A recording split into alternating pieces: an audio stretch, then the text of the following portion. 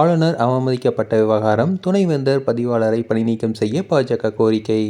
மனோன்மணியம் சுந்தரனார் பல்கலைக்கழக பட்டமளிப்பு விழாவின் போது ஆளுநர் அவமதிக்கப்பட்ட விவகாரத்தில் பல்கலைக்கழகத்தின் துணைவேந்தர், பதிவாளர் ஆகியோரை பணிநீக்கம் செய்ய கோரி தமிழக உயர்கல்வித்துறை அமைச்சருக்கு திருநெல்வேலி வடக்கு பாஜக செயலாளர் வெங்கடாசலபதி என்ற குட்டி மனு அனுப்பியுள்ளார்.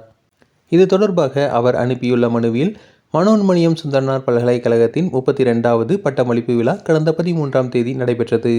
இதில் பல்கலைக்கழக வேந்தரும் தமிழக ஆளுநருமான RN ரவி தலைமையை வகித்து மாணவர்களுக்கு பட்டங்களை வழங்கினார். அப்போது நாகர்கோவில் பகுதியை சார்ந்த முனைவர் பட்ட மாணவி ஜீன் ஜோசப், வேந்தரிடம் பட்டம் பெறாமல் துணைவேந்தர் தான் தனக்கு பட்டம் தர வேண்டும் என்று நிர்பந்தித்து அவருடைய கையால் பட்டம் பெற்றார். மாணவியின் இந்த செயல் வேந்தரை அவமதிக்க வேண்டும் என்ற குறுகிய மனப்பான்மையுடன் திட்டப்பட்டு நிறைவேற்றப்பட்டது.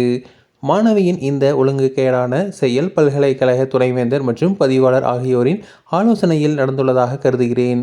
மேலும் மாணவியின் கணவர் ராஜன் கன்னியாகுமரி மாவட்ட திமுக பிரமுகர் ஆவார். இவர் ஆளுங்கட்சி முக்கிய பிரமுகர்களிடம் தொடர்பில் உள்ளார். அரசியல் பலம் மிக்கவர். இந்த தொடர்புகளின் மூலம் பட்டமளிப்பு விழா அரங்கில் இவருக்கு முக்கிய விருந்தினருக்கு அமரும் பகுதியில் இடம் ஒதுக்கப்பட்டது. இது விதிமுறைகளுக்கு முரணானது என்றும் தெரிவிக்கப்பட்டுள்ளது.